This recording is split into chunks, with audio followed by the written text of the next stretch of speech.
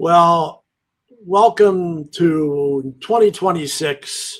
This is actually my second podcast, but my first one with my beloved cousin, brother from another mother, back in New Jersey, under 18 degrees weather. And I'm glad I'm still here in California. But thanks for being back. When I actually pressed the wrong button, I finally have our own new, our talking with Cuz. But great to have you back on. I know our last one was last July with Live Aid. And man, since then it was 6 months of a lot of stuff going on. So 7 months. Wow. Yeah, can you imagine that? For Live Aid in July. So what's going on? Not much is going on in the world. No, nothing's going on at the world. The world's nice and calm. Everybody kumbaya. Everybody loves each other. Our sporting teams are doing wonderful. But what else is new, man? We're old enough to know that, look, we lived through the 60s with all the riots and craziness. But it's good just to be able to talk and understand things. So like I said, I don't have any set agenda, but I have a couple of things we're going to do. I don't know what order. But, we're finished with the anniversaries. 50th Flyers, 74, 75. Then I did the one with Sam for the Russians. It was all good. Well, let's look ahead to 26 and some other things. But one little thing, us living at, going at the Spectrum, I think, let me start with this.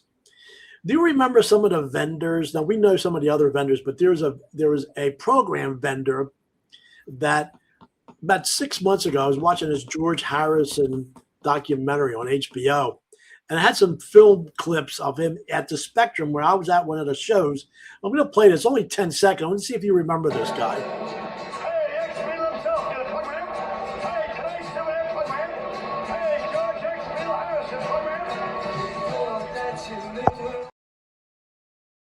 You ever remember that guy? He used to be always on the vet side. Oh, I'd be lying. I'd be lying if I said I did. Now, I never bought programs. I'm trying to remember where he was positioned. So loud that you couldn't miss him. But I thought that was interesting. I was like, oh my God, I got to take the corner of the horn guy. Oh man, that would have been great. And Silas and Charlie. I want the corner of the horn guy. Corner of the horn. I know. Now that's Charlie Frank. Yeah, but there's the corner of Silas. Yes, we were going to do something for Kennedy assassination, but hey, but there's one clip from the movie, and conspiracy, whatever. But I think it's still an interesting, some 30 years later from this. The organizing principle of any society, Mr. Garrison, is the war. The authority of the state over its people resides in its war powers. And Kennedy wanted to end the Cold War in his second term. He wanted to call off the moon race in favor of cooperation with the Soviets. He signed a treaty with the Soviets to ban nuclear testing. He refused to invade Cuba in 1962, and he set out to withdraw from Vietnam. But all of that ended on the 22nd of November, 1963.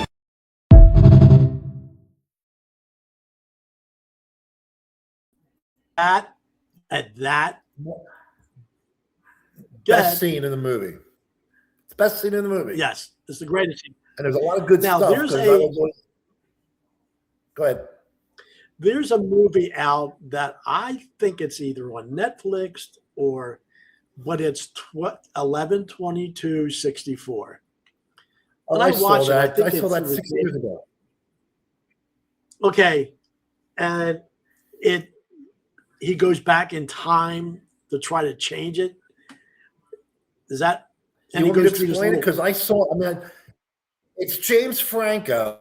Oh yeah. He goes through this time. He's friends with an older gentleman who owns a diner, and the gentleman in the diner is he's dying from cancer, and he wants him to go through. He tells James Franco, go through this door here.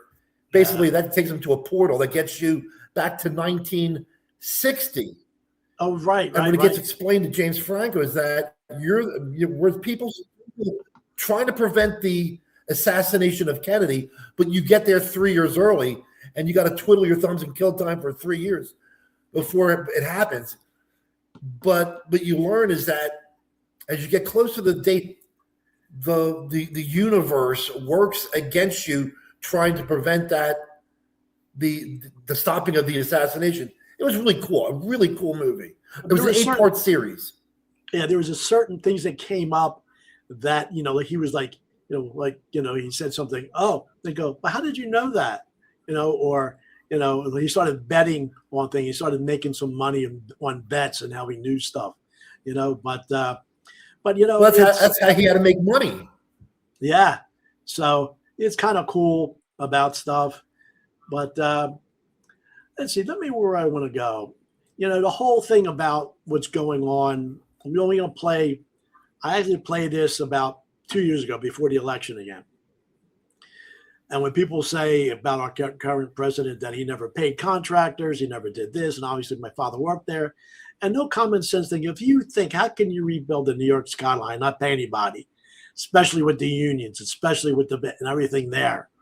So from the horse's back, and nobody realizes they should have played this, but this is from somebody who really tried to get infiltrated and talked about. Here's my opinion. Trump is coming in for one reason. He wants to rebuild this country beautifully. Can't bribe him. I know that as a kid growing up. I was in the mob. I tried to bribe him. Never worked. What's on his mind is to straighten the country out. And I don't care if it's a man or a woman, whether they're good looking, ugly, skinny, fat. I don't care about none of that. What color they are. I care about their policies. Trump is a businessman. His policies are great. And I know one thing. He's a tough guy. I'm going to call him a gangster. We need a gangster. We need somebody against Putin and all of these they're gangsters. And if you're not one, they'll eat you up and spit you out like they did to Joe Biden.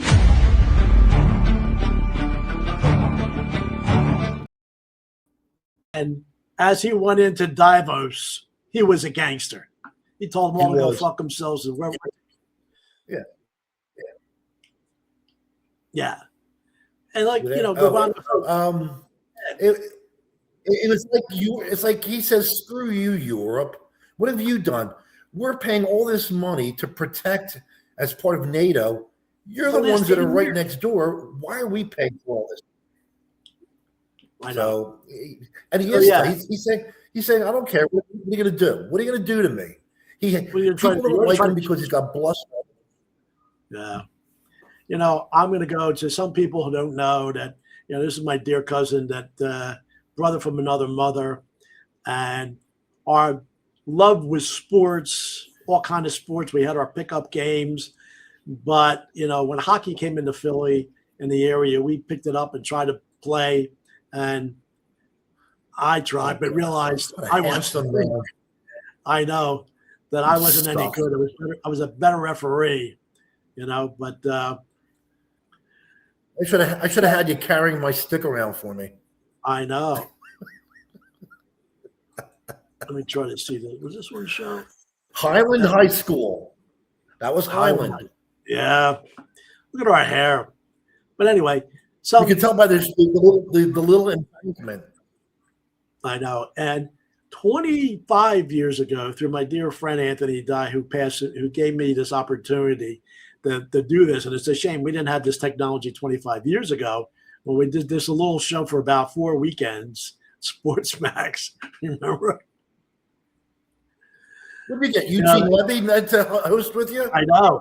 It looked like that. So, our love of sports. We'll get into this a little bit.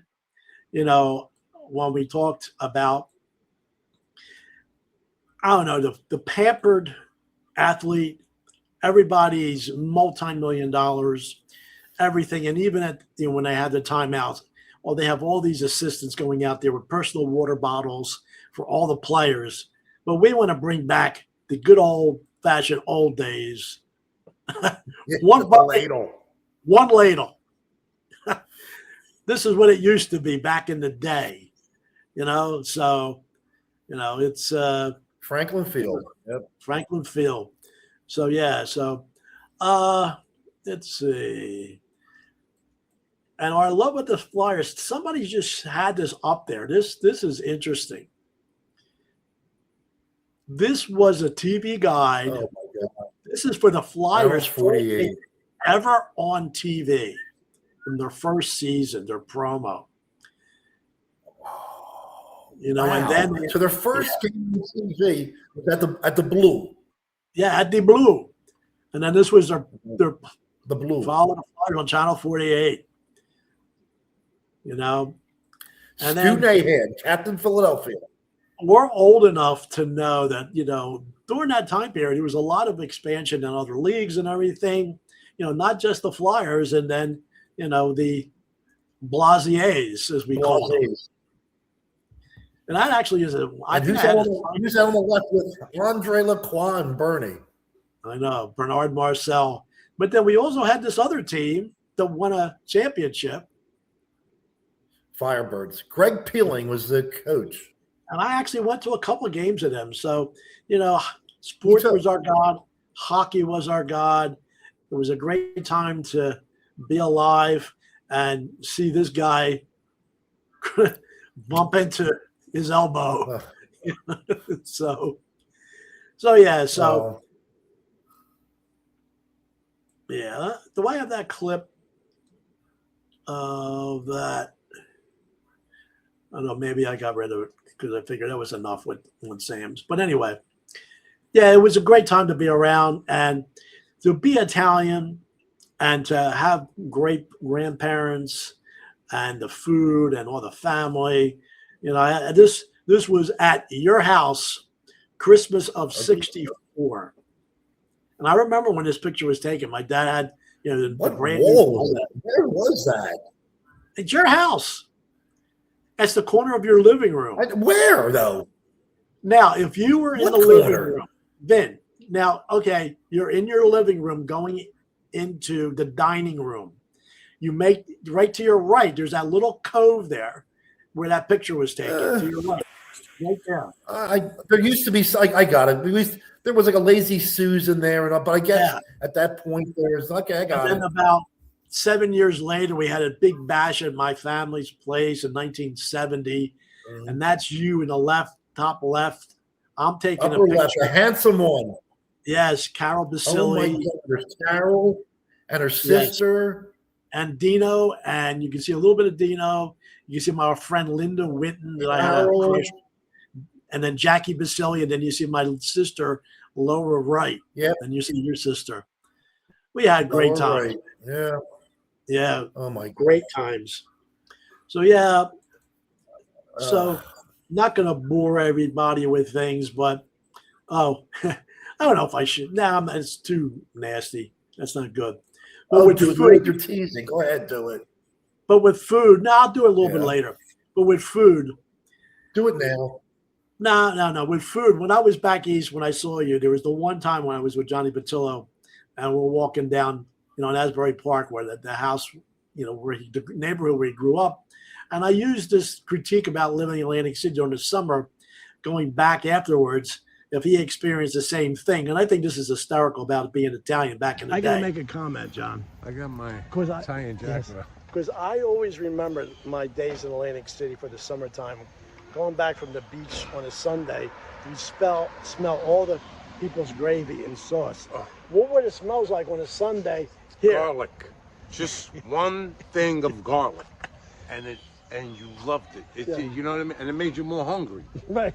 So my uncle had a fig tree back there. So, oh man, we're starving. Have some figs. It makes you regular. He says. You know, that normal stuff, have some figs, make you regular, and like just garlic. Look, we're growing up in it. We don't know the feeling of it and how it all went, but it was a great time to be around. So yeah, and then this is another comedian that talked about Sunday. I would give anything dinner. to go back in time and relive a few Sundays. Yeah, me too. Because in our house, and I guess when we were kids, didn't even realize this was a traditional way to have Sunday. But coming home from church, me, my two brothers, and my father, my mother would be in the kitchen, and you knew that pot of what we called gravy, we did call it gravy, was smoking up the house, man. It just smelled so good. Mm-hmm. And my mother knew that we were coming from the Italian deli with the Italian bread, and that pot was filled with sausage, meatballs, brajol, pork, sometimes pepperoni, the little kick in the ass, whatever it was. That little pepperoni was probably left over from some on the boss that was on the table at one time. Yeah. And it smelled so good. So we'd come walking in with those loaves of bread, table be set in the other room, and you took the top of that bread, stuck it in the gravy, hope you didn't burn the crap out of the roof of your mouth. Yeah. We'd put a little grated cheese on the top, and boom. Yeah. And then take the whole piece of bread, turn it around, shove it back in so that she didn't realize you took the end of the bread off. And my mother would come in the room, everybody's looking nice, and she put her hand at the bottom and said, "Oh, which one of you bit the That's great. Which one of you bit the I'm going to crack you in the head." Because you know what you did? You're filling up on bread. You're not going to have your dinner. Yeah. Remember that? You're filling up. Filling up on bread. Filling up. I still think about that. It's delicious.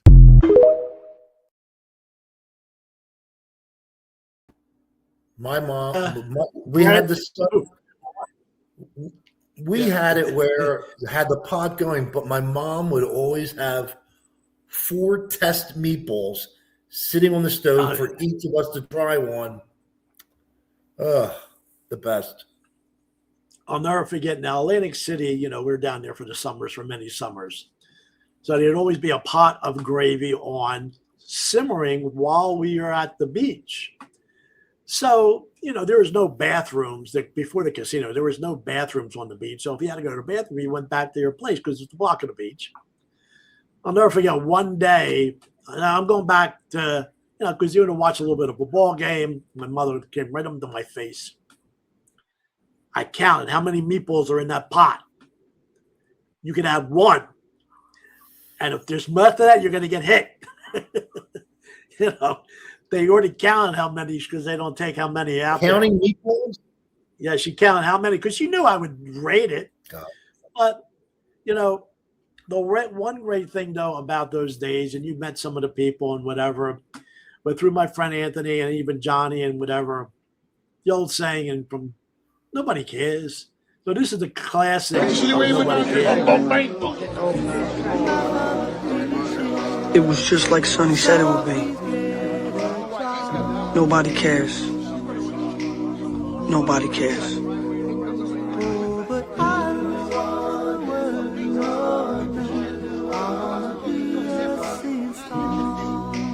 Mickey Mantle, is that what you're upset about? Mickey Mantle makes $100,000 a year. How much does your father make? I don't know.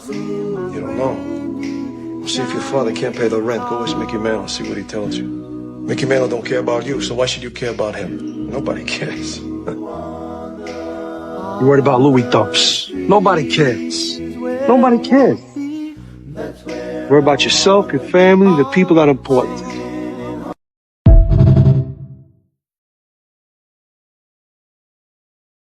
Nobody cares. Yeah, that's so smart. Yeah, $20, you got rid of them. So yeah, it was as they said in Goodfellas, it was a glorious time. I'm glad. I forgot who. I gotta just check. Shut up the operation. Not doing cheese no more, right? Need a little comedy. We know that a certain mob guy just opened up about a year ago a new steak place down there by the sports complex. And he's had some controversy, but evidently is very successful. People have gone there. And he tried to go head-to-head with Guy from Pat's. But here's a comedian that goes in there.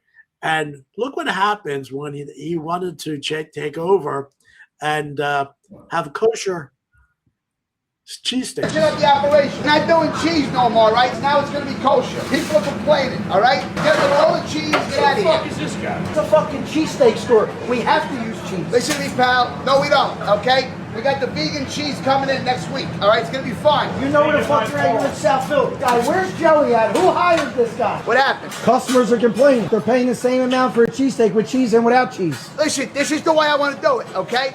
I understand you guys don't want to try something new. It's fucking 2025. You ordered the cheesesteak?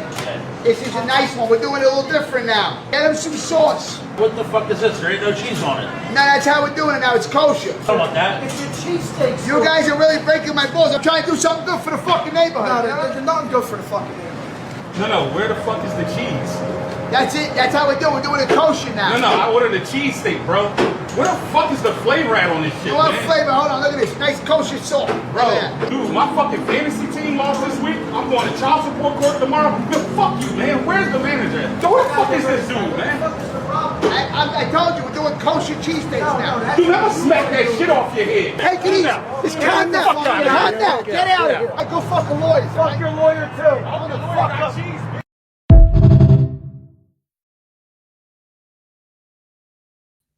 I'd have been more impressed if he put matzah on there instead of cheese. Yeah, I apologize to everybody who's hears, for some of the language here, but that's South Philly. That's real South Philly. That's a comedian actually went in there. He does his bit all over. He's the one with the turkeys last year and all the different things. It's kind of cool. But yeah, it's actually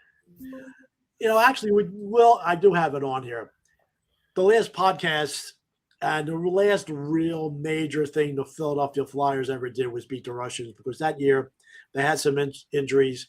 They couldn't get past Montreal. They lost 4 straight, but then we were there, our last big piece of glory. So it's 2 more minutes of that, because I'm actually going to play this little 2-minute clip about the Russian game, but international, because I'm sure between Russia and this, so, that back then, the Flyers were the bad guys, and except one day, January 11th, 1976, they all wanted to. So I'm just going to play this a little bit. And this is from the HBO documentary about 15 years game. ago. Well, let's not send them home disappointed. Let's give it to them. Oh, what a check with the pitch going high. Flyers getting physical now. Oh, Toronto was really belted by Bill Barber.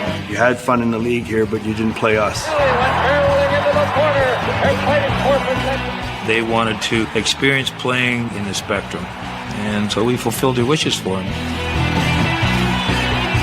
Ed Van Impe came out of the penalty box all the way across the ice and nailed Valery Harlamov. Harlamov again. Harlamov is really belted by Van Impe. He ran into my elbow with his chin, and down he went. The Soviets are all standing up. They want a penalty. He's laying on the ice, he's face down, and there's no penalty, and that was it. Konstantin Loktev just got up and he said, well, guys, we're going home. That's it. We're not going to finish this game. The Russian coach called his team off the ice. They are leaving the ice. They're going to go.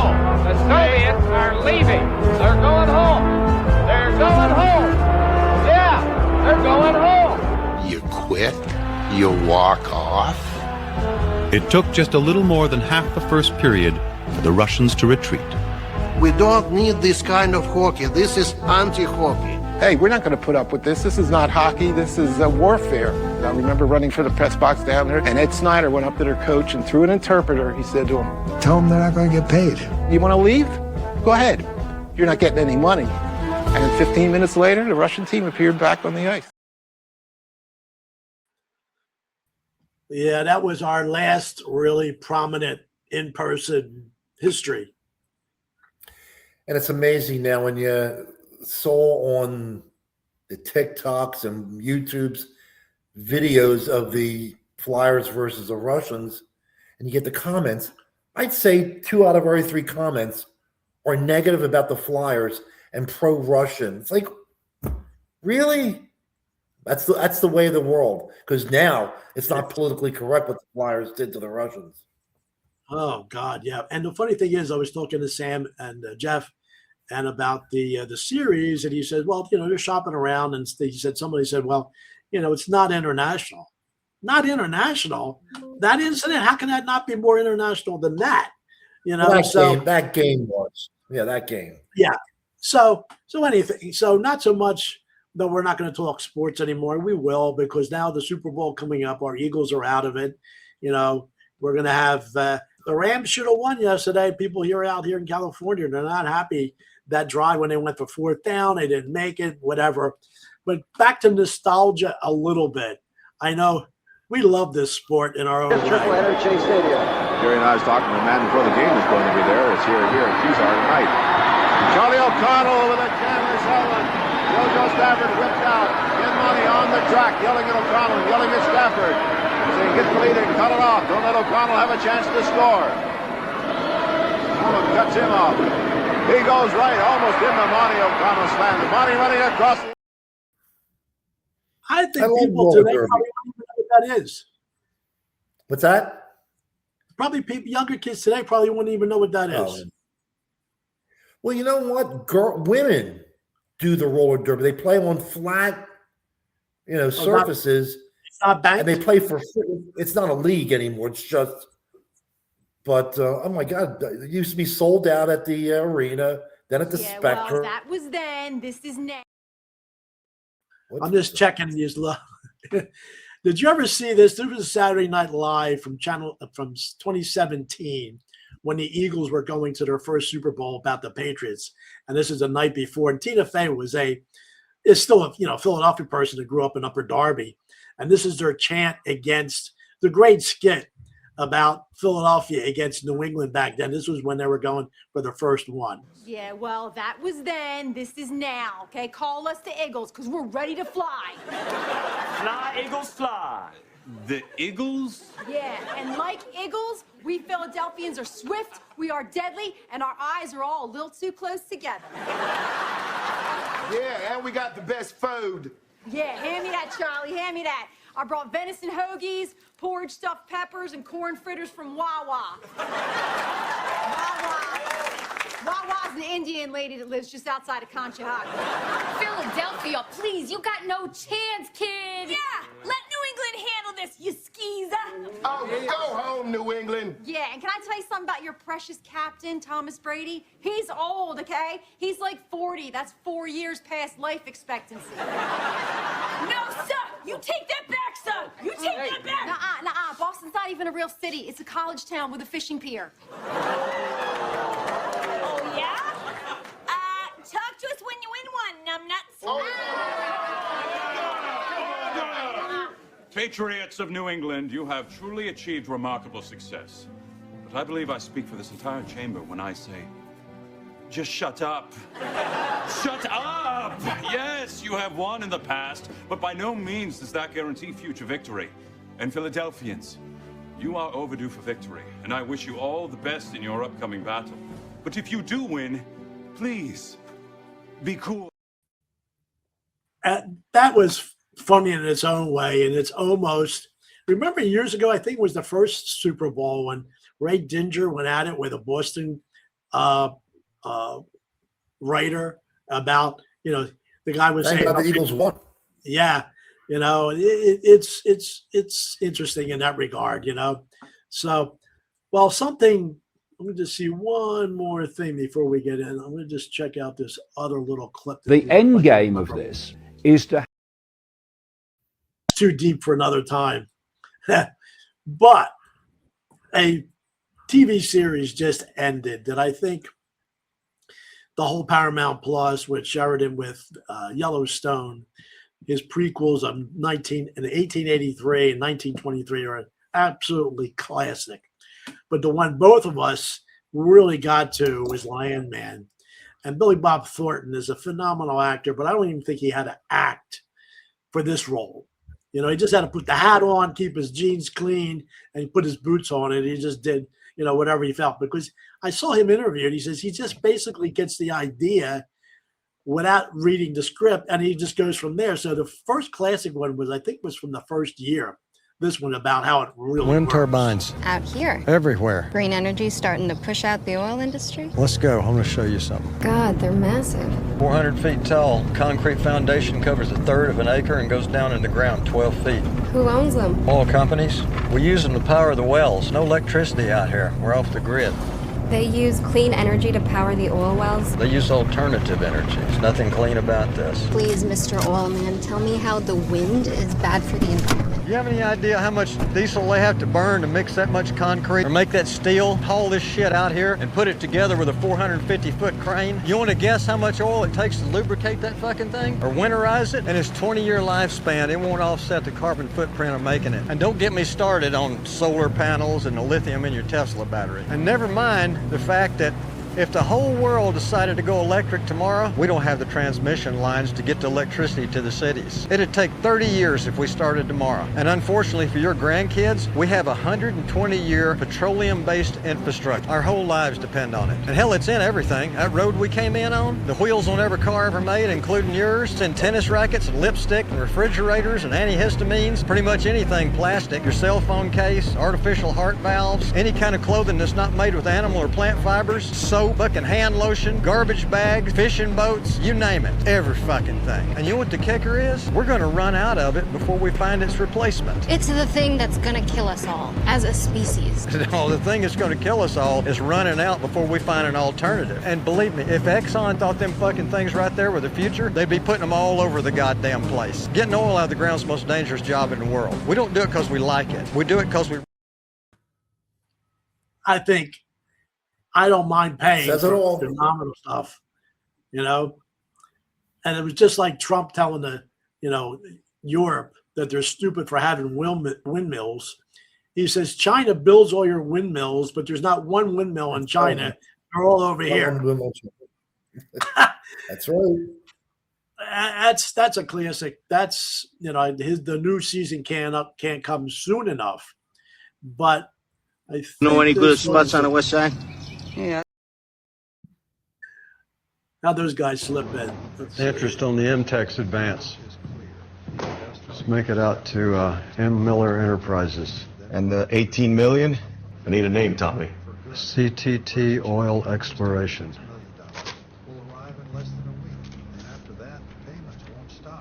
Right. I may lose everything with Cammy, and I won't like it, but I'm not going to hold her responsible because she doesn't know what she's doing. And I only partner with her because of you, because you know what you're doing. So if you lose this, and you try to fuck me in any way, the thing you love the most, that's the first thing I'll take. What a great way to start a partnership. Anything you lose with Cammy, I'll make it back for you in 3 years. I think most of y'all know that my son's gathered up all the leases around here. About 7 square miles of them. So far they've hit. Every one of them. So I've negotiated a deal with a company out of Fort Worth to finance exploration at a 50-50 split. And they'll cover all the existing wells. Y'all know what that means? We've got our own oil company. And we're going to drill out this whole damn field. Oh. All right? Now here's my proposal. 25% of the profits is going to be put in a pool and distributed among all the employees. Now let me introduce you to the board. There's your president right there. I'm senior vice president unless my son decides to fire me. Nate's the treasurer, Rebecca, chief operating officer, and chief counsel. And Dale? Yes, sir. You're going to head up exploration. Sure. And Pop, you're going to oversee the drilling. I can't climb that fucking ladder to a rig. You don't have to climb a ladder, Pop. It's all computerized. You just sit in a room and control the drill with a joystick. I don't know how to work a joystick either. Well, get Cheyenne to help you. God knows she's had practice. Or you are. And Bob. One of the other classic ones. Great ending to that season. Yeah, and I have to play one more because when I watched that 1883, it was great in its own end, but Billy Bob had a little cameo as a sheriff of Fort Worth. And this is what I call it, the Wild, Wild West, and where people don't, they really pay for their actions instead of going to trial. Clive Barker. What of this business on the Trinity? Well, you're just watering horses, then these immigrants.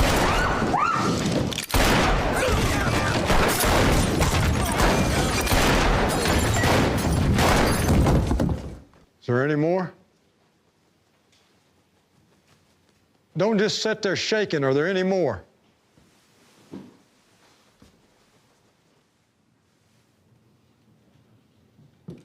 I ain't armed. Them immigrants took my guns. I can see that.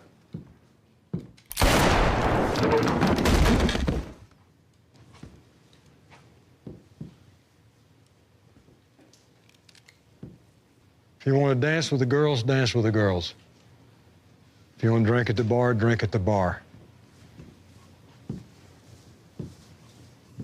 But if anybody here fancies himself a gunman, you're in the wrong town. There's only one killer in Fort Worth. Yeah, I had to play that last one because that's, he's just amazing for that role. So, not that I hope people don't have a hard problem with the language, but good times, ain't it? Absolutely. Yeah, you're a big Billy Bob fan, aren't you? I've grown into it because he's got these roles that are just over the top, just like Stallone was. But it's entertaining, but it's educational too. It's a whole thing about with Yellowstone, even before he got in it, that appreciating the West cattle, how you eat your meat, and the hard work it is, and to be a real cowboy, and it's made you understand that whole way of life and living outside, and it's great. And it's we've come from a different era, a different thing. Now I'm going to play this one last time with this great ending of a certain that it's a classic from movies, but one of my other favorite characters in all of movies was this Any guy. good spots on the west side? Yeah, I think about it. Well, think about it while you're driving, will you? I want to hit New York sometime this month. Now, watch out for the kids when you're backing out. Hey, Paulie, I want you to go down 39th Street, Cala Santos. You pick up 18 mattresses for the guys to sleep when you bring me the bill. Yeah, all right, they must do a little bit the bill. No, make sure that they're clean because those guys are going to be stuck up in there for a long time, They're clean. They told me to exterminate them. Exterminate? That's a bad word to use. Exterminate. Get this guy. See how we don't exterminate you. It's funny or what? Hey, Paulie, let me get fucking. I beat it. Yeah, right. What you do? No, me, nothing. It wasn't me. It's gotta be him, man. Hey, pull up, will you? I got to take a leak.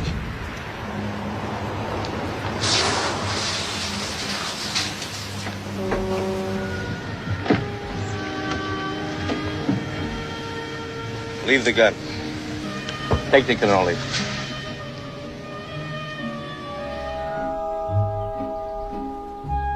Hey, Mike. Hey, Mikey. Yeah. You want it on the telephone?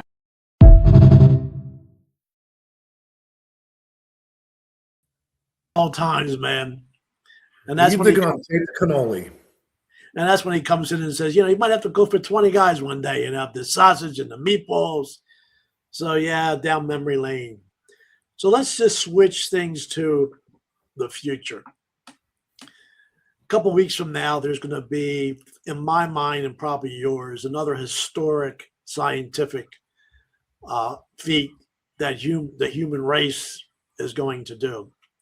We're old enough to remember the space program when we really did go to the moon, that a lot of people think we never went for whatever reason. But I think, these next couple little clips, and this is one thing that both of us agree on and really absolutely love and we can't get enough of. But the one clip I'm going to use, and it just so happens, will be the last time humans were ever on the moon about, 54 years ago. So 3, 2, 1, ignition. Right away, Houston. Regs are good. Ag thought. Pitch over. Roger, you have good thrust. Or perhaps we've just forgotten that we are still pioneers, that we've barely begun, and that our greatest accomplishments cannot be behind us, because our destiny lies above us.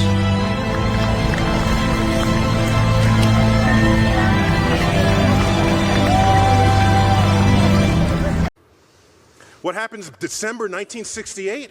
How do you cap off that year? Apollo 8. An underappreciated Apollo mission, not by this audience, but by anybody else. Most people have never heard of it.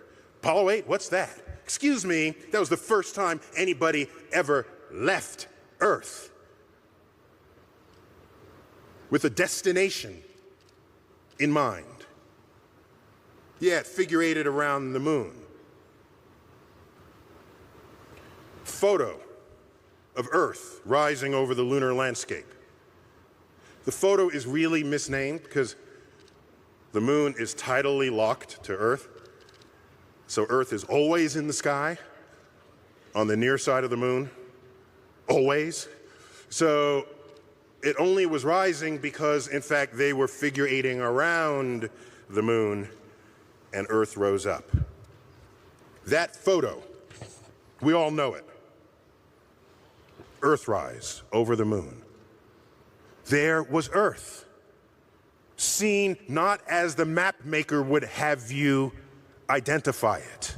No, the countries were not color-coded with boundaries. It was seen as nature intended it to be viewed. Oceans, land, clouds. We went to the moon and we discovered Earth. I claim we discovered Earth for the first time.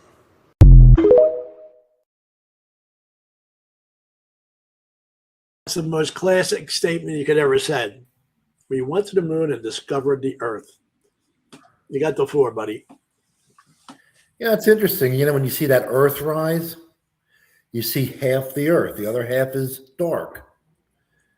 But from the Earth, you got different phases of the moon. You see a full moon. Is there ever a time if you're on the moon that you'd see a full? Yes, Earth? Yes. It's just that when they went, it wasn't there. They wanted to be a half Earth. Okay. Yes, yes. That's why they had at certain times. And it's interesting now, people were complaining that we really didn't go. And, you know, they actually had diagrams about the spacesuits, about the lantern, where everything was, all the little, you know, instruments and everything, how that thing worked.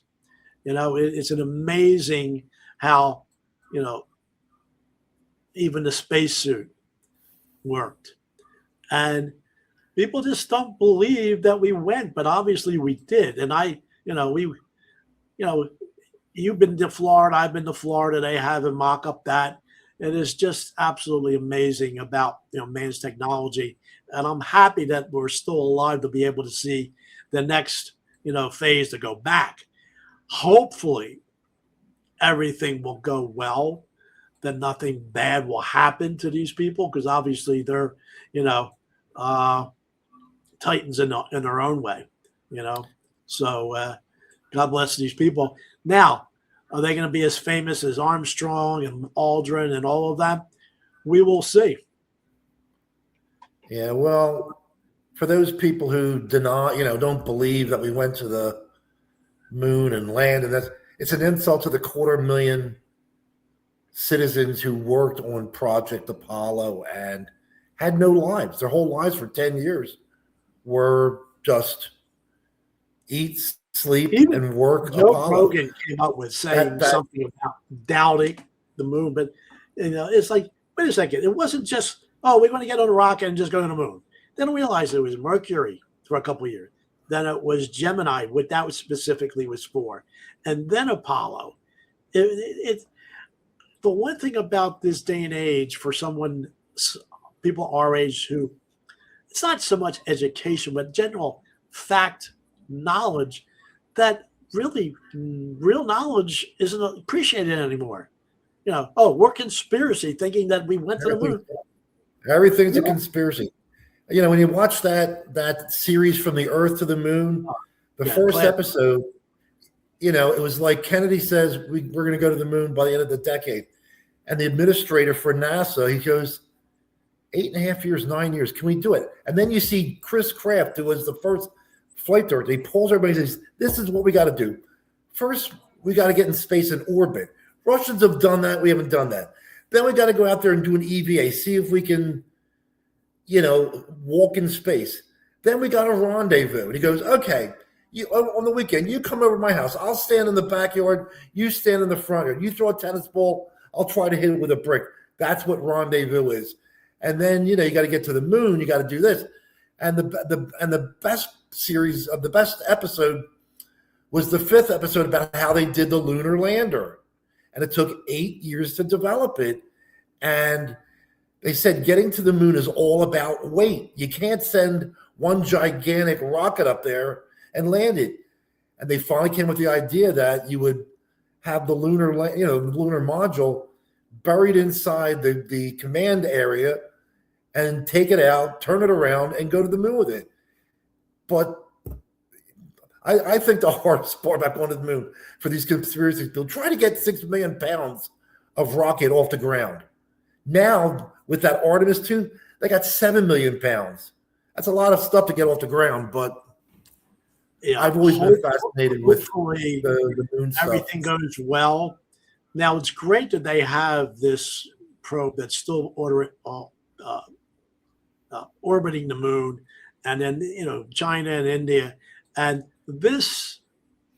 that actually they got be able to have high resolution pictures of all the landing sites. And obviously people are thinking this is just toys that were made up in a sandbox somewhere. But, for us to be able to go back, and it's more of an international thing, I think it's like, I'm glad we were really hyped up. Oh, we're going to go to Mars. We're going to have bases on the moon. Nothing. The space shuttle, all well and good about the shuttle, but it never left Earth orbit, and it's just like, why don't you go somewhere, and it's just so I'm glad and happy that it's going to happen. Hopefully it's successful. Man will be back on the moon, and we'll see, That's about a year from now, a little over a year, they should be landing. So, but there's a lot of stuff they got to test. They haven't even gone to, this mission in early February is a good. Yeah, that'll be exactly the way Apollo 8 was. Yeah. Finally leaving the nest and doing a figure 8 around it, So, but yeah, it's exciting in that regard that we're doing that. But we live in an age where they don't appreciate anything of any of that, And again, about appreciation, but people don't understand. They go, "Oh, okay, you shoot the rocket up, you aim it toward the moon." No, you aren't. You're aiming to a point, and you're waiting for the moon to converge with your. It's the science. And back in the '60s, we didn't have the computers. I mean, how we got that done is that's amazing. And you learn that in the movie Hidden Figures, just trying to do orbit with basic calculus, hand calculations. And slide rules. What's a slide rule? That's right. So yeah, it's an amazing thing that they able to give them the money and the research. And look, the movie Apollo 13, how they were able to get the scrubbers and work something out that they had in the capsule at the time to have them survive. That's carbon dioxide out. Yeah, they said, "Oh yeah, we forgot that we'd have 3 people here, not 2." Yeah. So yeah, I'm glad that we're back doing some podcasts. Maybe we're going to do a weekly, come up with a specific topic. And I think the next one we'll wait until the beginning of February. We'll see the Artemis project. Hopefully it'll be successful. We could talk about it, laugh at the naysayers thinking that it's just, another publicity stunt. But, it's a good time to be alive. What I've gone through. I'm happy that things are a lot better, and physically, and just as we're getting older. And you just had a birthday. I had a birthday. We had an aunt who had an amazing birthday. I don't think I'll ever be able to reach that. So, but it's great. So, any thoughts? I know I'm doing everything. I'm showing some clips, but give me some feedback there, cuz. No, I'm waiting. I can't wait for February 6th. You don't hear much about it. You really don't hear much publicity. And but you know what it is? It's a media that everything Minnesota, Trump, this, that, who cares about? That's why I love being here in California at night. I just open up and I can see the Orion's belt. I can see, the stars and the half moon and whatever, and think, well, like nobody cares. Like, enjoy what we got left. I got the roof. I got some food. Maybe I could get a little bit more money. But like, it's not worth it. It's not worth it. All this other stuff. It's going to happen. I agree. Look, we promise to no one. Yeah, we were the generation that had to hide under the desk. Oh, that would have really saved us, wouldn't it? You know, you see all these tests and everything, you know, just complete obliteration. You know, hiding under your desk is really going to help. But well, I think what we did, if I remember correctly, we were down in the auditorium, which was also the cafeteria, and we just stayed there for a few days. Yeah. Yeah, it's look, but in the long run, you'd rather get vaporized than have it after the fact because there's nothing going to be left. Look, we watched the documentaries about the wars and everything and the people that survived. I don't want to live in that, you know, apocalyptic, you know, kind of life. You know, look at behind me. I know, okay, you got snow there, it's wintertime. But if it was July, you had that weather, then the earth's fucked. But I'm out here enjoying it, and it's great. And what else you want to talk about? Because I think we're almost at 50 minutes. It went by like nothing. I know. I think we're good. Let's do something on the Artemis because that should be interesting. That should I mean, I'm always fascinated with the liftoff. Just the power. That first microsecond when it lifts, right, man? The thing they got to do is they have to time it within milliseconds of getting the locks to let that thing go. I mean, you got locks all the way at the bottom of, you know, where the rockets are, but you got the tower, you know, separates. I mean, it's cleared the tower. It's cleared the tower. Now, Mike, I'm not sure. Now, does Musk have anything to do with this? Is he involved with any of this? Musk, I know he's somewhat. I just don't know how much. I really don't. But you know, I prepare for this not knowing where we're going to go, but sometimes I over prepare and realize, you know, it's better to have more. But, you know, I wish for whatever, you know, political, financial, that we never stop a space program, even though maybe we didn't go to Mars, but maybe colonize the moon. And, you know, this was always the most intriguing part. That's the only thing that there's no stars. No, the takeoff. That was the only thing that was never tested. Everything on Apollo was tested multiple times. This takeoff from the LEM, that's the only thing they could not test. And, you know, it all worked flawlessly anyway, you know, and how they, you know, and people were, well, how's the camera be able? There was a guy on a joystick. He calculated the little time difference. Yeah. And then the idiots that think, well, who took the picture of Armstrong coming down? They didn't realize it was an arm with the camera on it. Wow. How did they fold the rovers on there? Oh, God. People just want to believe in conspiracies. And the one thing that got me, and we know radio communication, were there special frequencies or something for this that was different band radios? It's the only thing that I have to find and I have to look up, you know, because just it can't be on a regular AM band. I know satellites were tracking it all, you know, around the world, but just like, look, if we didn't have radio, you couldn't have had it. You know, if we didn't have propulsion, you couldn't have had it, you know, so it's amazing. So, oh, you know, one little thing about Philadelphia. I know one of our podcasts we did back in the day, and I know they did a little bit of nostalgia, but when the Beatles were at JFK Stadium, I didn't realize a certain other prominent artist played there a week before there. Barbara Streisand. And yet, under the stars of JFK Stadium. Wow. I wonder how many people were there. They only had I see. They only had the third of the stadium. That's the same amount because they said it's the seat at 100,000, but they only sold 20,000 tickets for the Beatles, 20,000 tickets for Barbara Streisand. Now, I don't think she pulled in 20,000, but still, that's something I didn't know that she did that concert there, you know. And then our beloved announcer who's been gone a long time, but this is the schedule of his first year, our new play-by-play for 71. Yes, for the Phillies television, because Channel 17 picked it up, you know. So Channel 17, WPHL TV, Philadelphia. Yeah. And I gotta go in like Sunday football now. We only have the Super Bowl and Fox is finished. I am going to miss Erin Andrews. Oh my God, the coach you were, the one you wore yesterday. I mean, the one. This is the one the week before her. Yeah, I know. She had did she cut her hair or something? Because she had no, she just had that back. She had it long. She had it long last night.